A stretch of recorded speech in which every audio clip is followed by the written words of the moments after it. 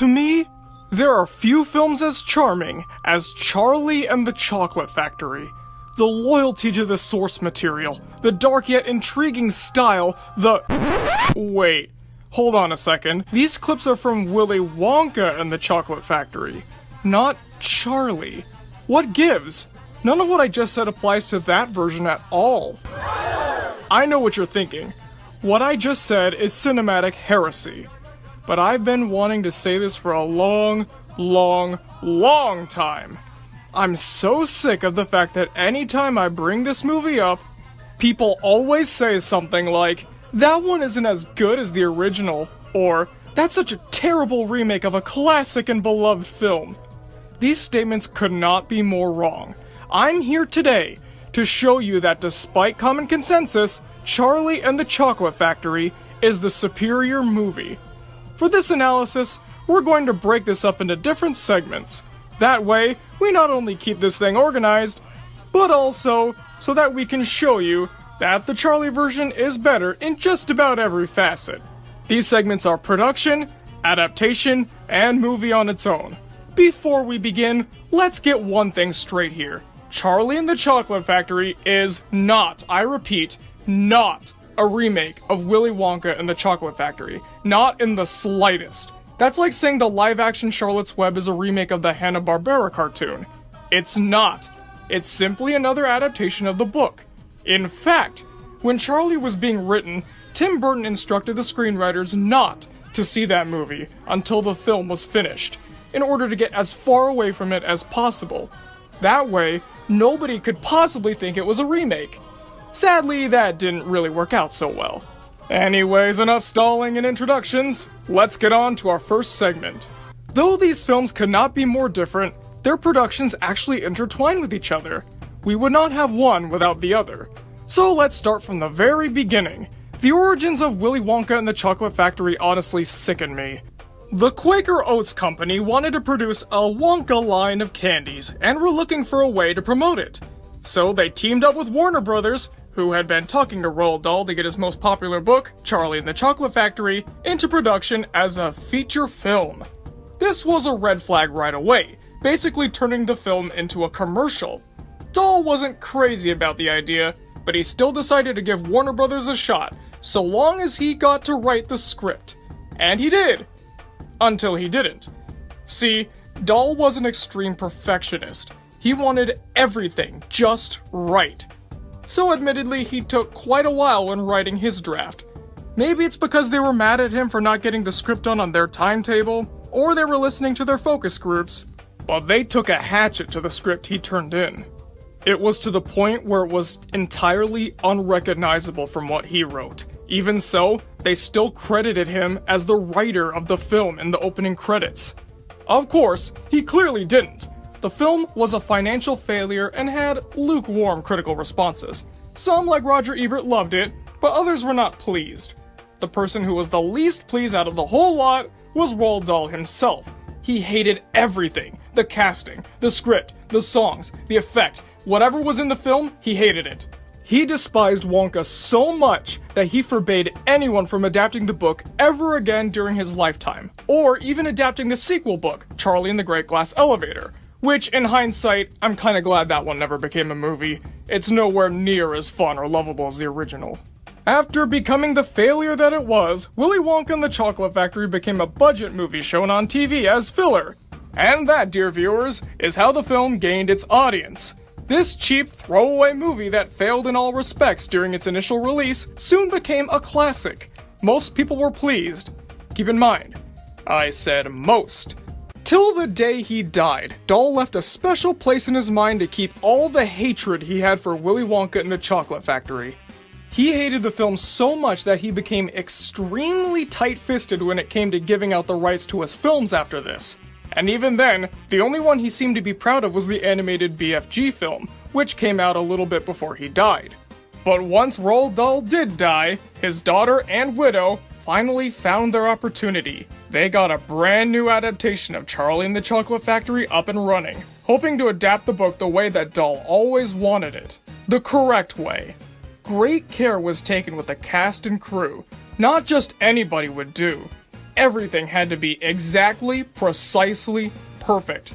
After shuffling through dozens of directors and potential stars, the movie finally had its dream team. Tim Burton was selected to direct because he could capture the book's whimsical yet creepy nature. Danny Elfman was selected to write the music, not just because he understood the style that the movie needed to succeed, but also, it's a Tim Burton movie. Who else would he choose? Finally, Johnny Depp was selected to play Willy Wonka because, well, we'll get to that later. After a lot of time and effort, Charlie and the Chocolate Factory was finally released in 2005. While a critical and financial success, it immediately gained detractors, who said it was disloyal to the original, and was a terrible remake. You know, the exact opposite thing that they were striving for. Among those detractors was not the Roald Dahl estate. They all viewed the film as something that Dahl himself would have been extremely proud of. Had he been alive, he would likely have considered this proper retribution. So there you have it. Wonka was made to be a commercial cash grab that angered its creator. Charlie was meant to right the wrongs of Wonka, helping fix one of the biggest regrets of a dead man. Now, let's look at the nitty-gritty of these films. Production doesn't mean everything. In fact, it kinda means a little. All it really does is provide a gateway into the motives and backstory of the film. But now let's look at what really matters: the contents. Judging by the fact that it was made to be as perfect of an adaptation as possible, it's no doubt that the transition from book to screen in Charlie and the Chocolate Factory is nearly seamless. This is one of the most loyal book adaptations I have ever seen. It's right up there with Harry Potter and the Philosopher's Stone or Coraline. Like those two films, the only things it removes are minor incidental bits that wouldn't really help further the story in a visual format. For example, as interesting as seeing the square sweets that look round chapter would have been, it wouldn't do much for progression and would only slow things down. Of course, like those aforementioned adaptations, it adds a couple things. This is admittedly where one of the only bumps lies. I know many people don't care for the Willy Wonka flashbacks, where we see his life growing up with his dentist father, but I found those charming. They make Wonka a sympathetic character, and help show why he was so dedicated to the candy-making cause. Plus, it has Christopher Lee, who never ceases to amaze. The only real flaw is the ending, where Charlie declines the factory. I get that this was supposed to push the family message and all, but it felt like a plot detour that really wasn't needed. This is the only major deviation though, and really, the only blemish on this otherwise spotless film. The other 99% is basically a visualization of the book. I'm not just talking about the script either, though it does do that extremely well, with countless lines being taken verbatim from the book. I'm also talking about the look and style of the whole thing. Roald Dahl has a distinct style that I describe as dark Dr. Seuss. It's exaggerated and cartoonish, but also seems real. It's bright and fun, but everything has a sinister, dark undertone to it. This is captured perfectly in the visuals. Everything from the sets, the props, and even the costumes has practically leapt off the pages and onto the screen. Take a look at the Bucket House, for example. The book describes them as the poorest family alive. Their home looks like a simple gust of wind would cause it to cave in. Despite its decrepit exterior, it seems warm and inviting on the inside. This is the same with the factory. It's massive and impressive, but also somewhat foreboding. It doesn't hurt that, like the Bucket House, it takes something normal, but exaggerates it to no end. To us, it looks fantastical, but to someone in a world where everything looks like this, it may be somewhat impressive, but they would never assume that on the inside, there is a world unlike anything that anyone has ever seen. The stylization carries over to the inside of the factory as well. Each room feels like its own little world. Through a blend of CG and practical effects, it does the impossible by creating a Seuss-like world in live action and not making it look revolting. I mean, look at these sets. The chocolate room, the TV room, the inventing room, they all look fantastic. Sure, every so often there's some noticeable CG, but it's not overused to the point where it becomes distracting. Besides, it's only done for things that otherwise would have been impossible, such as the massive ceilings or Augustus being sucked up the pipe. One of the aspects of Charlie and the Chocolate Factory that I feel is the most underrated is the costuming. The outfits provide a window for the characters' personalities just by looking at them. Take the Golden Ticket winners for example. Charlie has thick, old clothes that, while nothing flashy, keep him warm during the brutal winters. On the opposite end of the spectrum, Veruca wears lavish clothes that clearly say, "I'm so much better than you."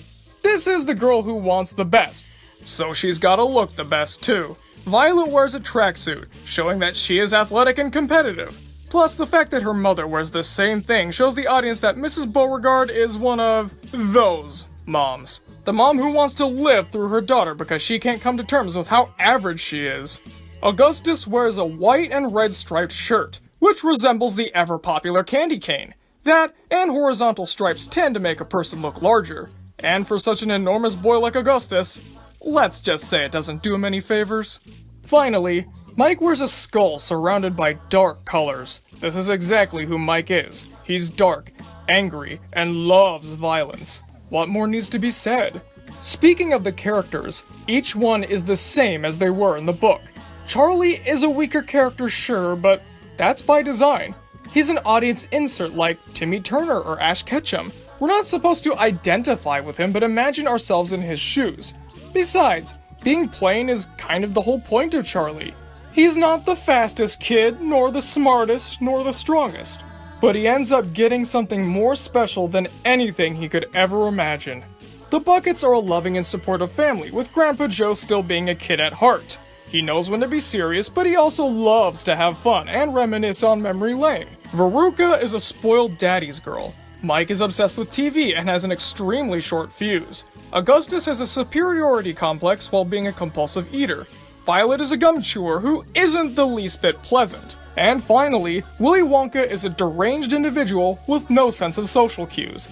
I'll touch more on this in a little bit. We need to get to Gene Wilder first. Hold your fire, folks. We're not there yet.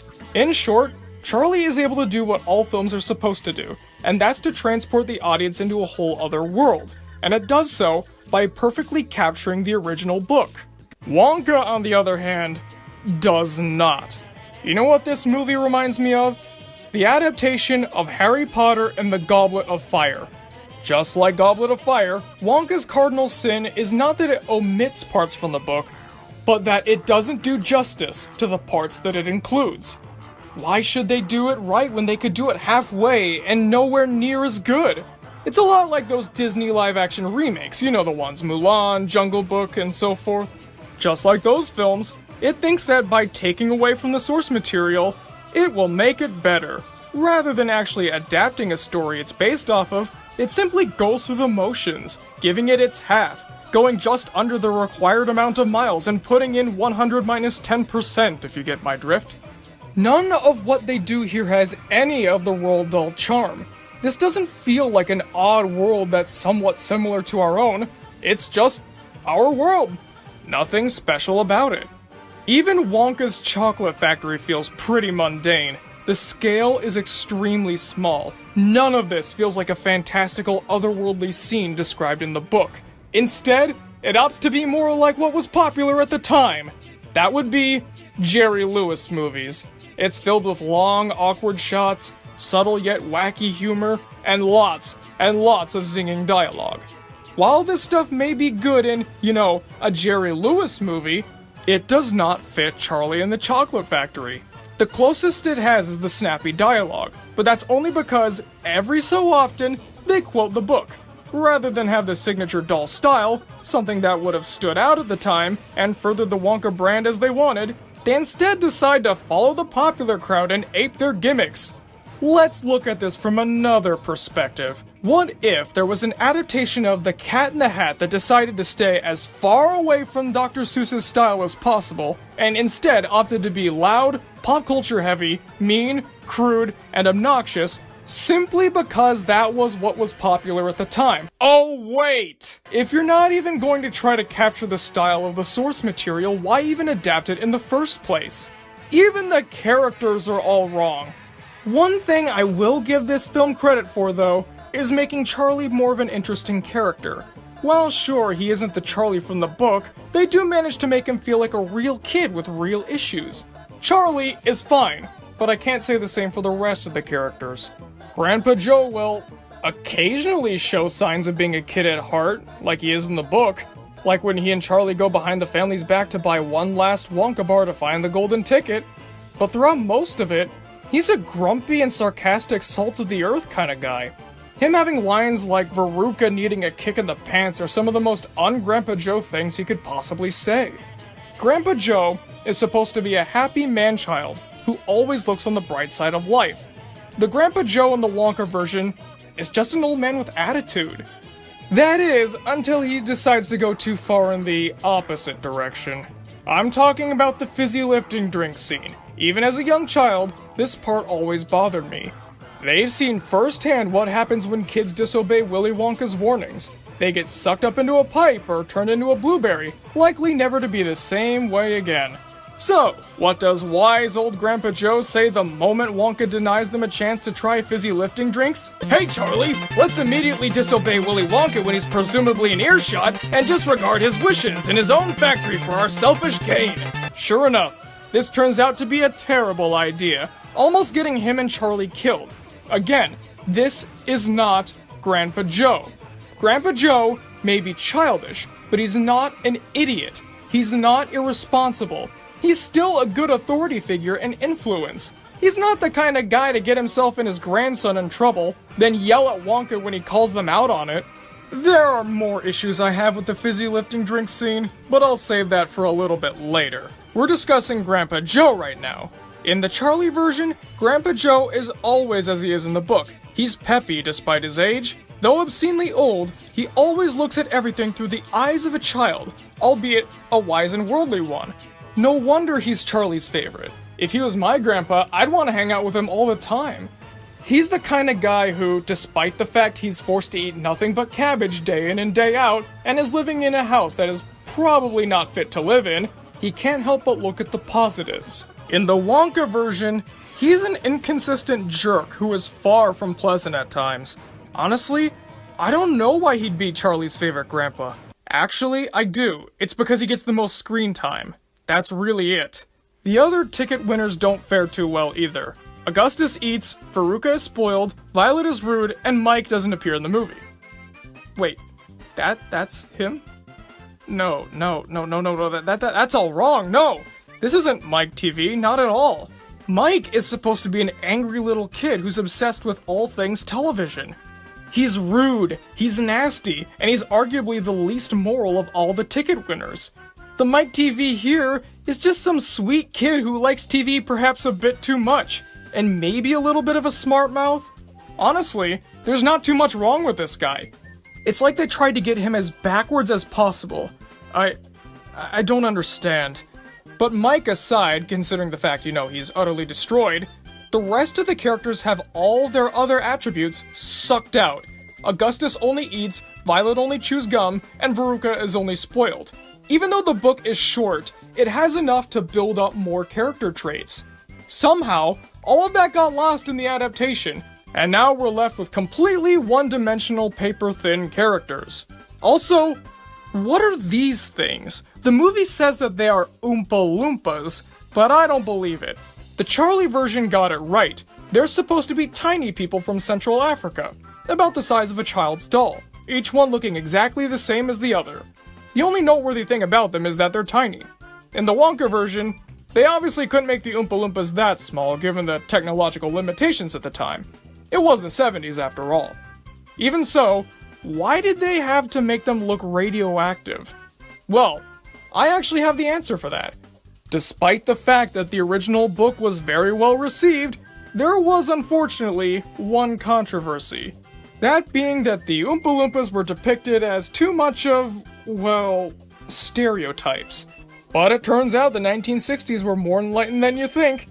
It garnered a backlash, which caused the filmmakers to say, hey, we're cool, no racial insensitivity here, so they completely redid the Oompa Loompas. In later prints of the book, they fixed this, and they now more resemble what the newer movie has. So honestly, I can't blame them too much for the Oompa Loompas here.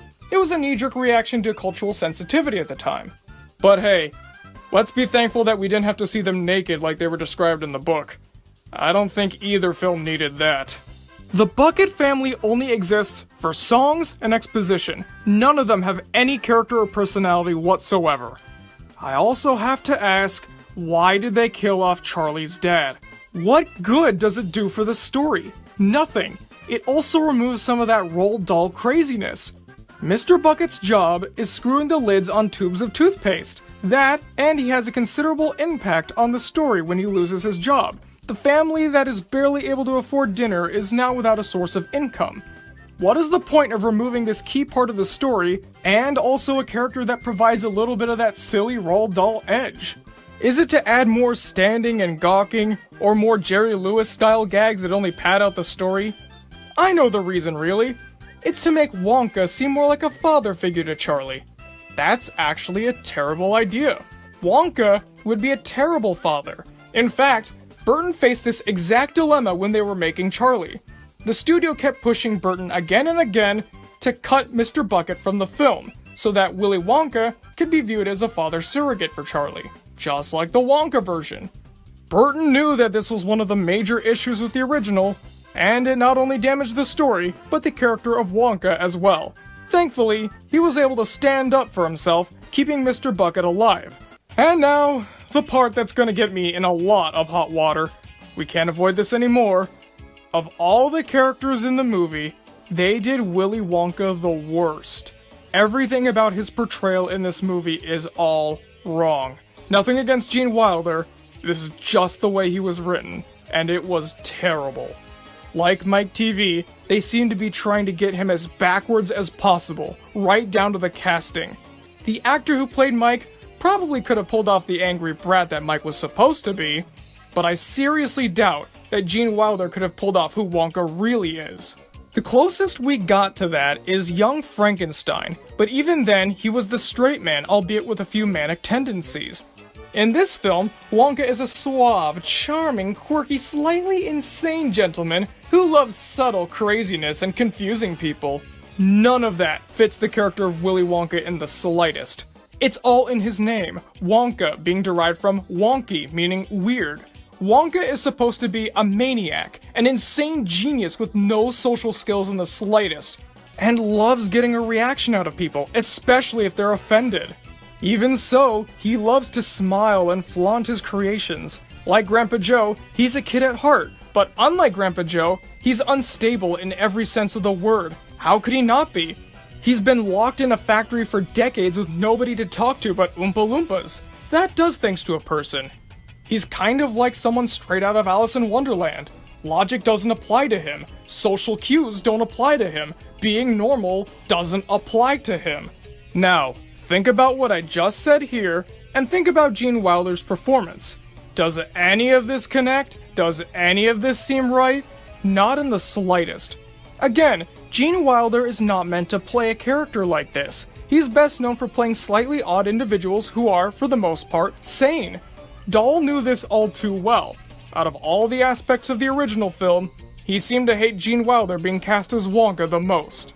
Right from the beginning, he was fighting against him being cast, hoping instead for someone like Soupy Sales to get the role. This is why I say that Johnny Depp was perfectly cast as Willy Wonka. When I see him, I see the Wonka from the book, unhinged, socially inept, and entirely unpredictable. Someone who I'd want to watch from afar, but not get too close to if I'm not prepared. When I see Gene Wilder, I only see Gene Wilder playing a toned-down version of his character from Young Frankenstein. I know what you're thinking, though. You can't blame this film. It's taking the character in a new direction. Willy Wonka is so layered now. Layered and interesting. You know who else took a character in a new direction? Michael Gambon in Harry Potter and the Goblet of Fire. But really, I should hear you out. Hey, you know, that gives me an idea. What if we made a new Lord of the Rings trilogy where Frodo was a manipulative and money-loving backstabber who cowered in the face of danger, but deep down, he has some slight heroic tendencies, but nothing too overpowering. Doesn't matter if it's the complete opposite of Frodo Baggins from the book, it's taking the character in a new direction and adds new layers to him, making him so much more interesting. That's the same thing they do to Willy Wonka. Why does he get a pass? Because the movie's a classic? Going back to Lord of the Rings, you know what else is a classic? Ralph Bakshi's Lord of the Rings. Yeah, it's a classic, so it's automatically better than those silly Peter Jackson movies. That silly director of Brain Dead and Meet the Feebles thought he could remake Bakshi's classic. Yeah, right. The book Wonka had layers too, and the Charlie version pushes this further with his backstory. But even beyond that, I personally find this mysterious and unpredictable weirdo much more interesting than Gene Wilder being a simple, wacky tour guide. I know I'm making a lot of comparisons in this video, but I think it helps illustrate my points better. You know what other movie greatly miscast the iconic adult figure, while also paying surface-level service to the book it's supposed to be adapting? Lemony Snicket's A Series of Unfortunate Events. Yeah, at the time, and especially now, people hated Jim Carrey's portrayal of Count Olaf, citing him as not the Olaf from the books, but just Jim Carrey doing his Jim Carrey routine. That's the same with Willy Wonka and the Chocolate Factory. Only difference is, that one gets a free pass by the general public, and the other doesn't. Despite having the same issues, really. Nostalgia glasses at their finest, folks. Still, not every adaptation has to be a perfect recreation of the book.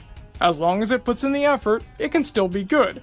But we've established that Wonka does not do that. But there's another way for the film to redeem itself.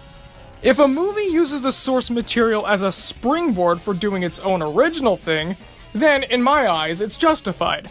Think of the Disney movies, Aladdin, The Little Mermaid, Sleeping Beauty, Cinderella. On one hand, they're some of the worst adaptations ever. They hardly ever follow the source material and basically reinvent everything about it. On the other hand, it makes up for that by having a compelling narrative, lovable characters, and making it very clear that it isn't trying to be a straight adaptation, but that it's using the original stories as an inspiration for its own tales. Willy Wonka does not do this. The only things it adds are either gags that don't fit the Roald Dahl style, such as the computer gag, although admittedly I did find that one decently funny, or Wonka driving the soap car. Again, it's more that Jerry Lewis style of humor that doesn't belong here.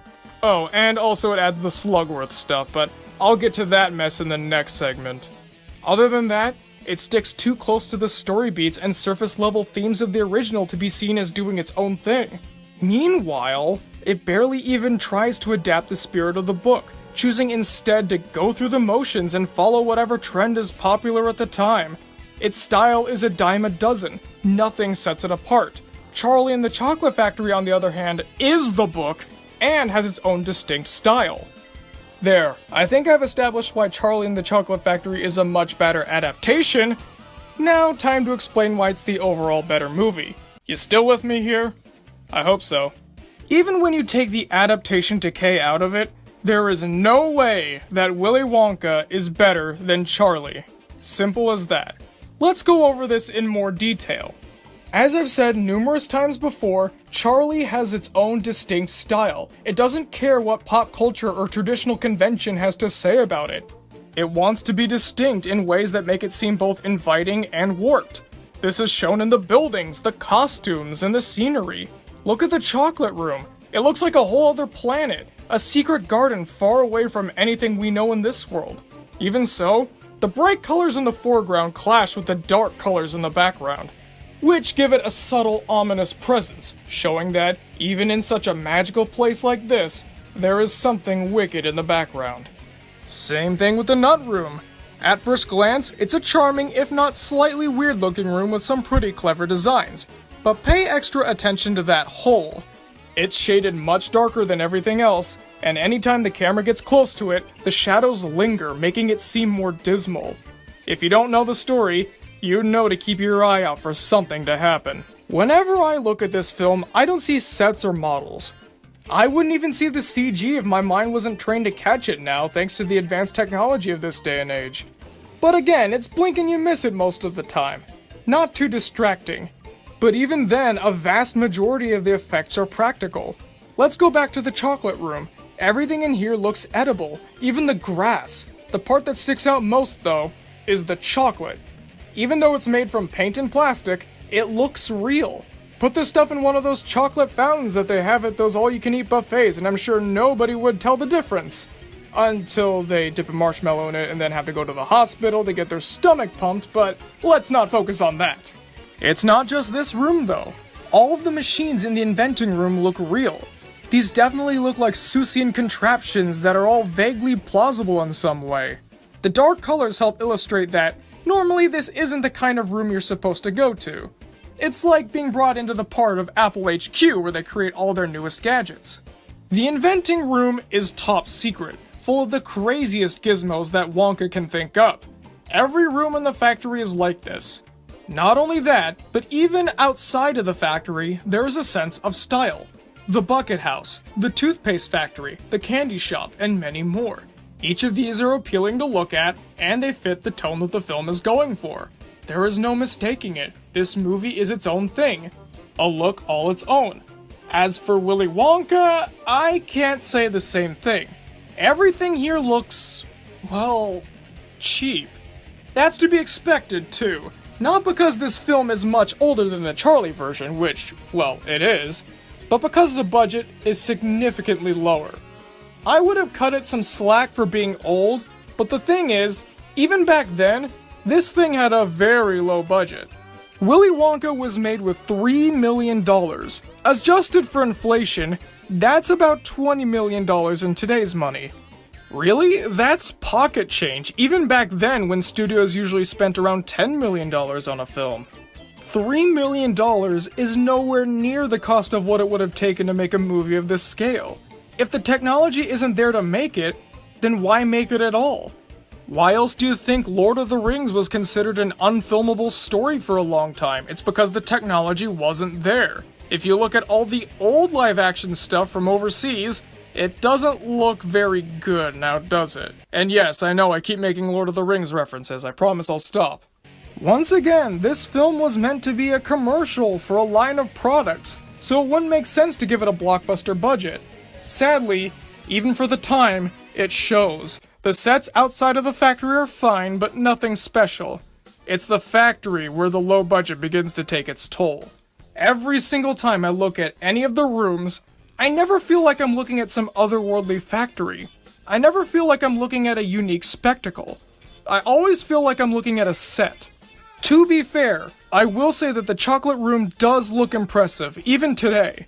Not as impressive as the Charlie version, but I chalk that up to being older, though it does feel like this is where all the budget went. The only thing I really hold against it is that the chocolate looks like water. Funnily enough, it's not. It's really chocolate. In fact, the room began to stink very quickly because the chocolate river was starting to rot. Ironic, isn't it?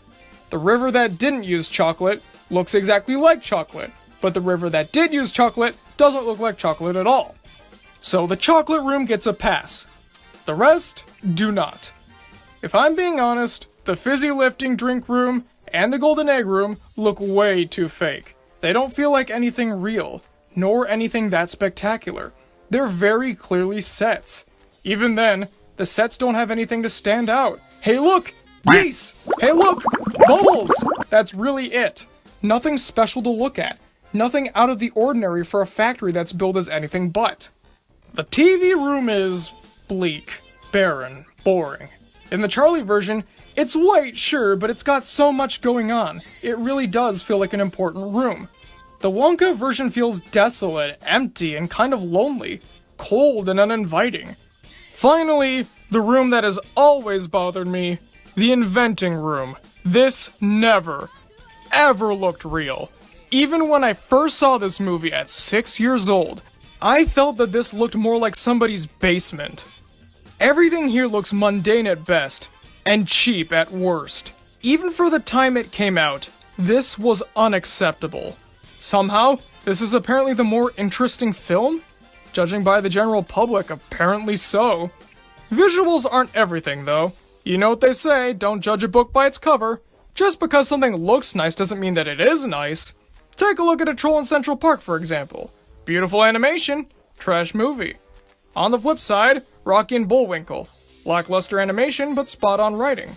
Even with this, Charlie surpasses Wonka in every way.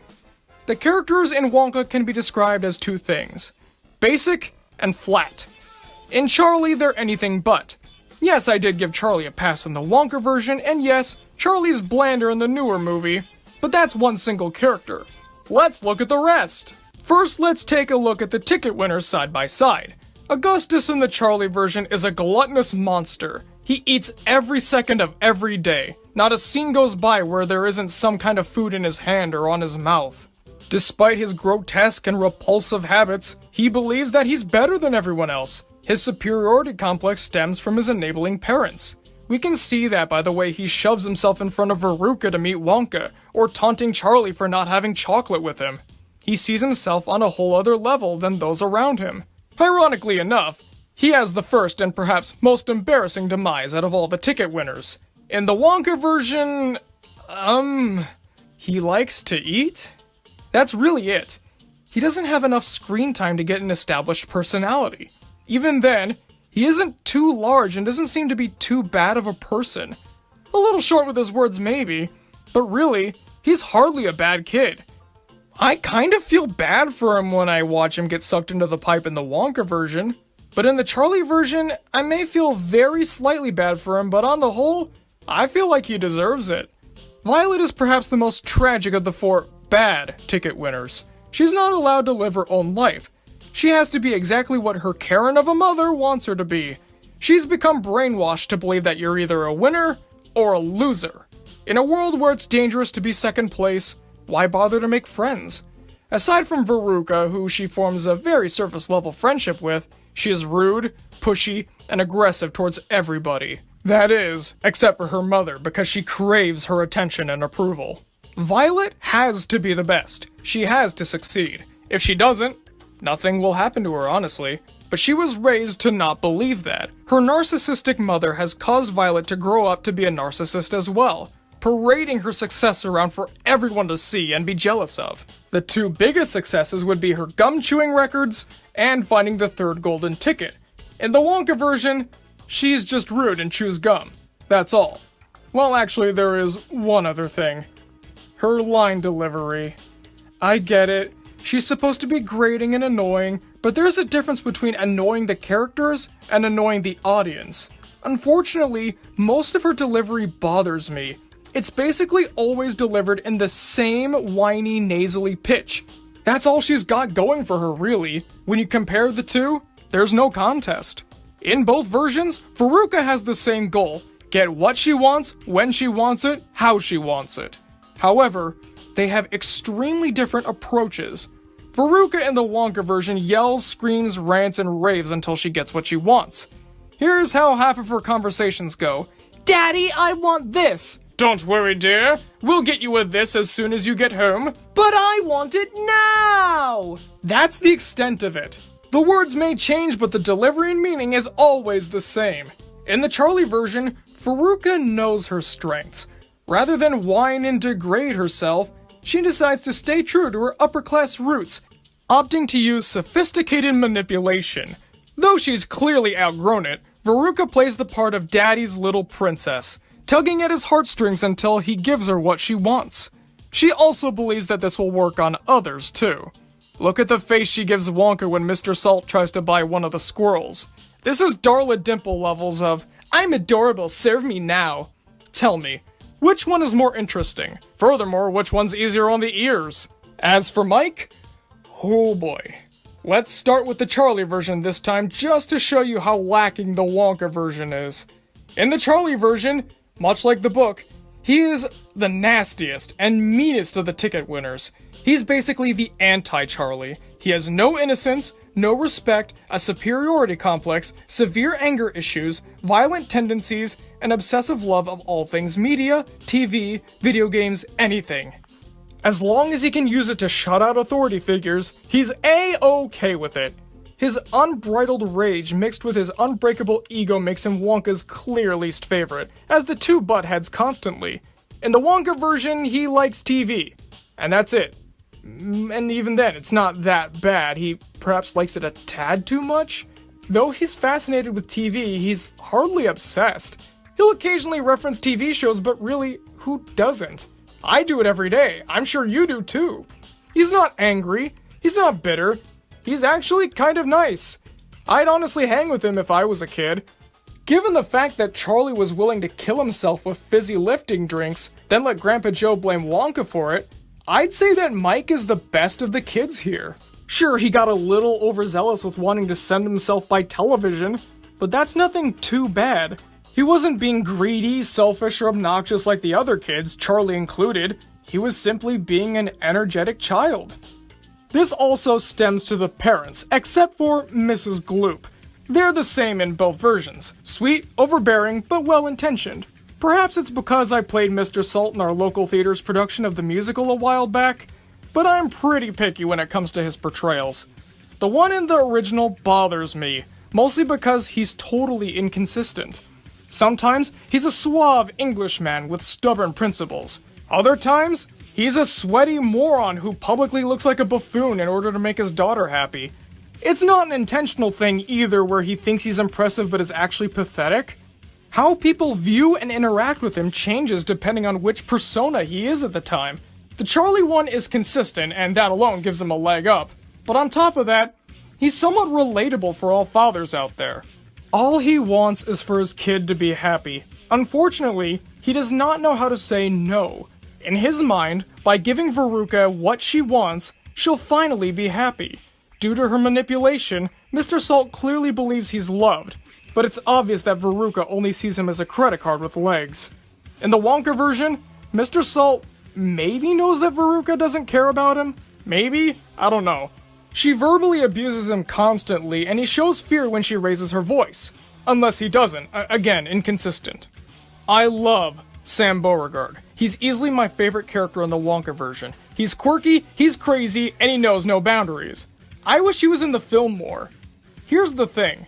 You can't really compare Mr. Beauregard with Mrs. Beauregard, as they serve different roles entirely, having completely different aims. Mr. Beauregard is a comedic character, and Mrs. Beauregard is meant to be menacing. I've already explained her character in Violet's explanation in the last segment, so all I'll say is, look at the face she gives Violet during the interview.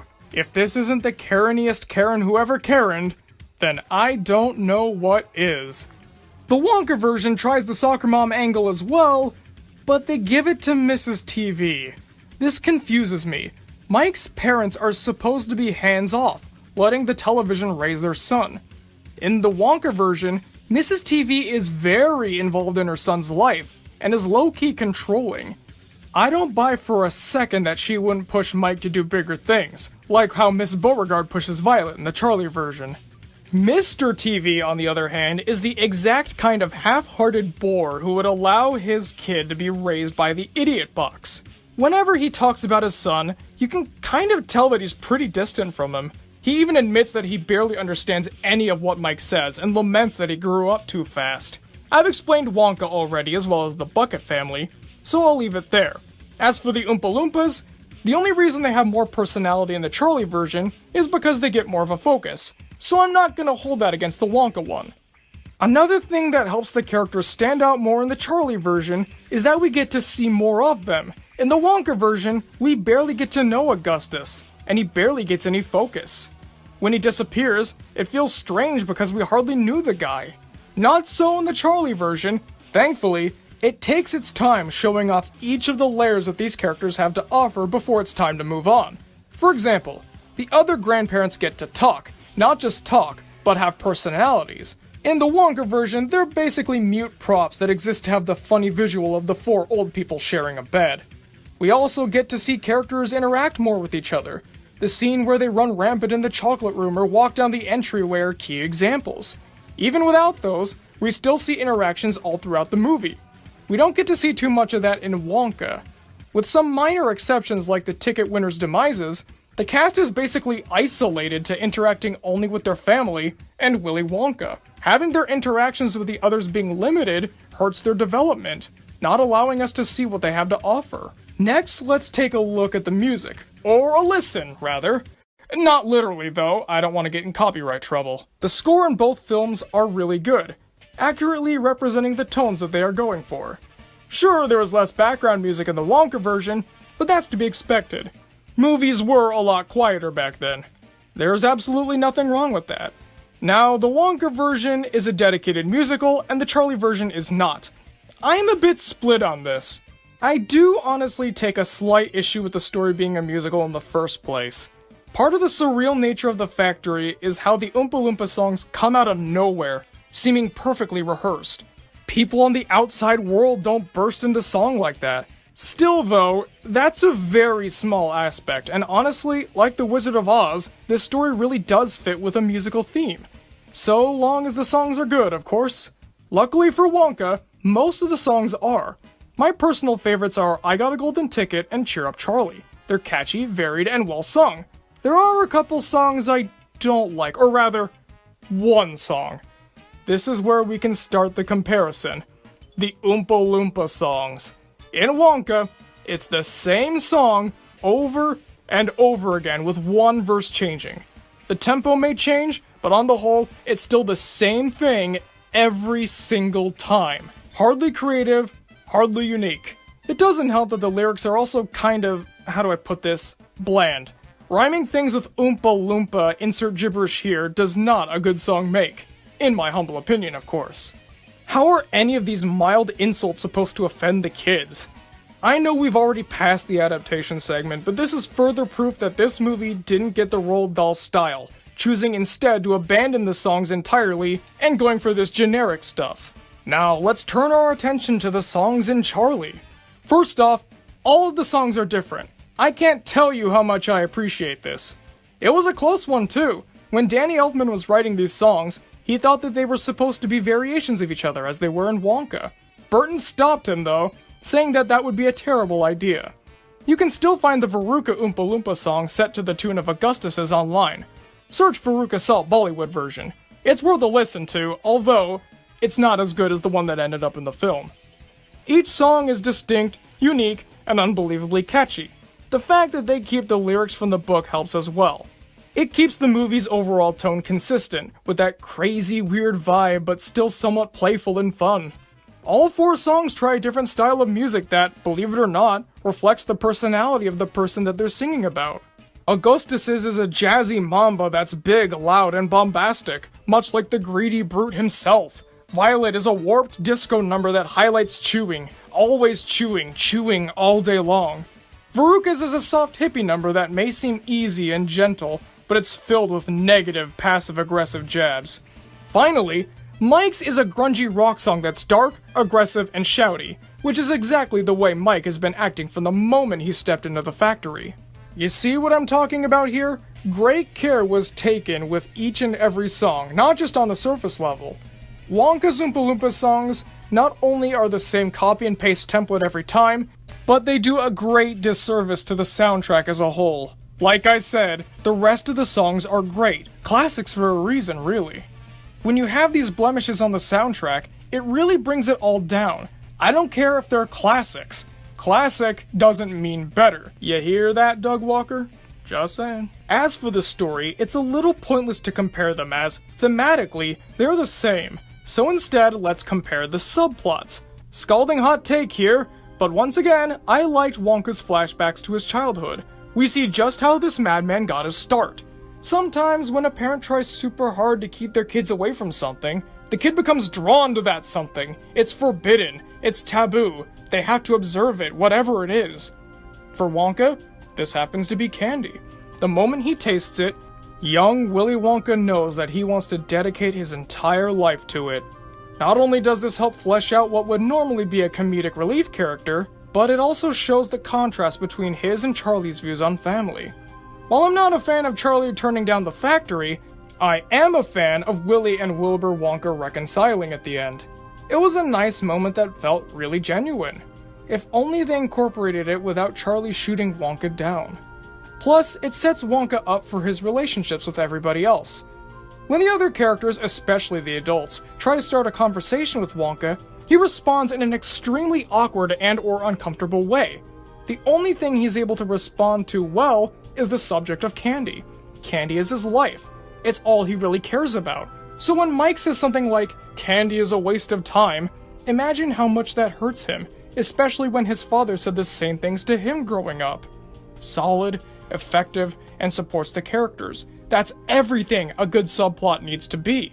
And that is everything that the Slugworth plot is not. That's partially because it makes no sense.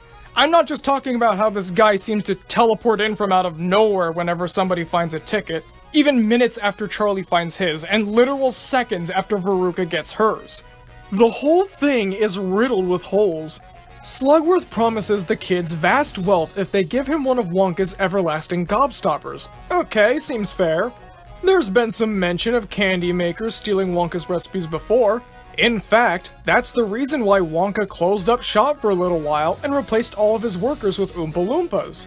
That's where the good parts end, though. It turns out that this whole thing was a test, and Slugworth isn't even Slugworth. He's a worker of Wonka's who's there to verify the ticket winner's morality.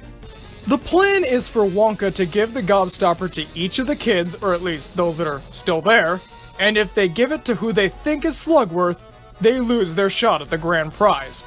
First of all, isn't the whole point of bringing the children to the factory to observe their morality firsthand? Wonka is spending an entire day with these kids. He sees how they treat him and others. What would the gobstopper test do aside from reinforce his preconceived beliefs? Especially because he seems like an excellent judge of character already. Right away, he knows everyone's flaws and what will push their buttons. Doesn't he kind of already have an idea of who these kids are because of that? If this guy isn't Slugworth, wouldn't somebody be able to recognize him as an imposter? Slugworth Chocolates Incorporated is an established brand in the movie.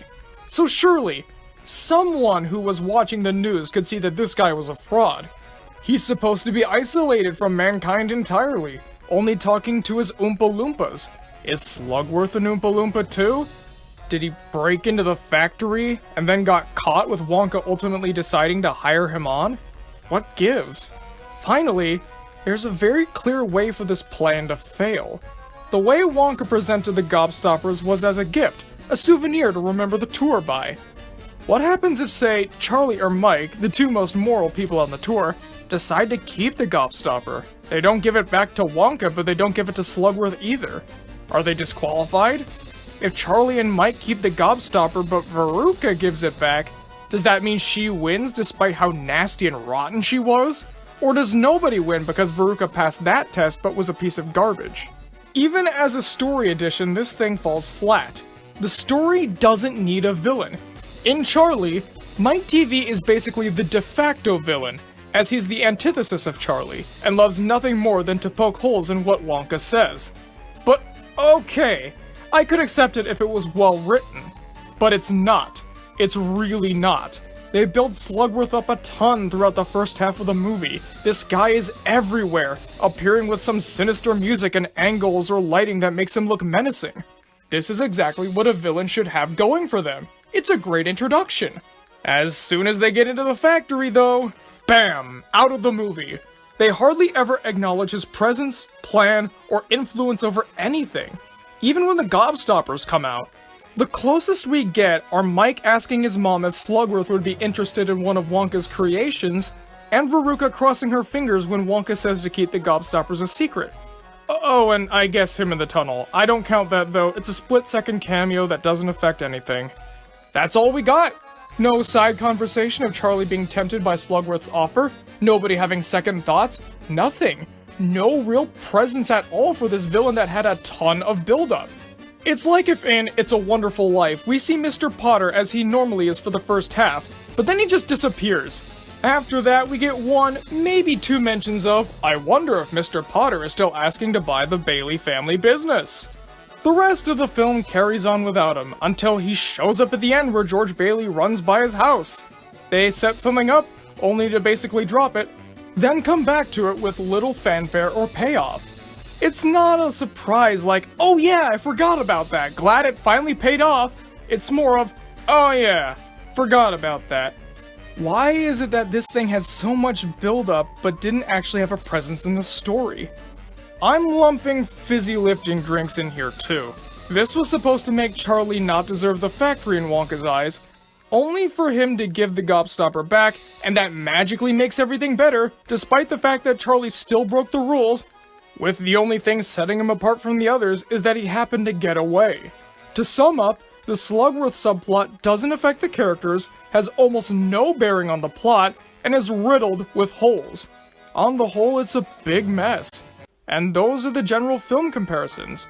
Now on to the conclusion, with a surprise twist. There we go.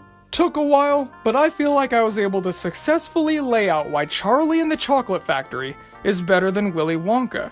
As an adaptation, it is spectacular.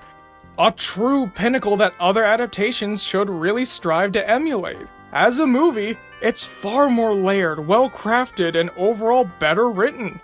But now, here's the surprise twist I promised.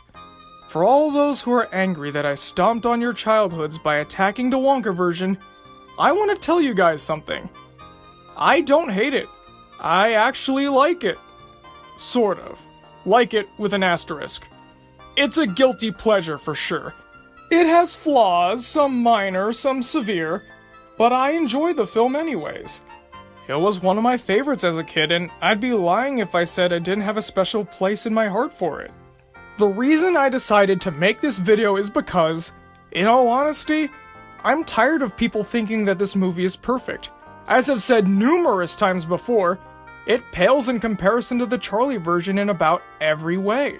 Sadly, the passion project that did the book justice and had so much care put into it that it was honestly inspiring gets crapped on all the time. To this day, general audiences hate it because it's not like the Wonka version, despite the fact they're supposed to be different entities. Meanwhile, this corporate commercial that sought to follow the leader is preserved in the Library of Congress. What gets me is that it really is this movie's fault as to why Charlie keeps getting the shaft.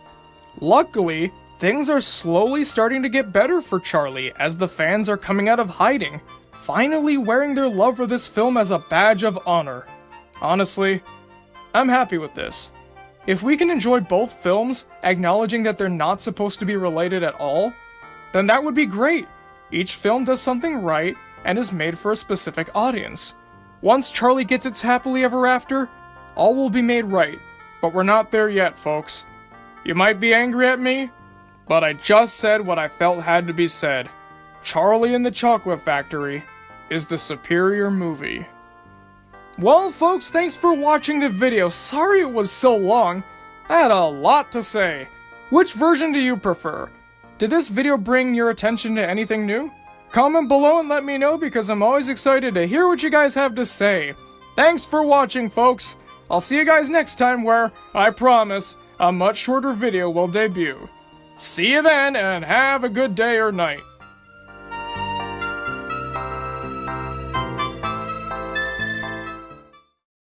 And real quick, I'd like to give an extra special thank you to our Patreon executive producers, Jay, Leaf Razor, and Sophie Burgers. If you too would like your name read aloud and shown at the end of every Media Mementos video, as well as having a chance to win the Media Mementos raffle review, then please consider donating to our Patreon, link in the description below.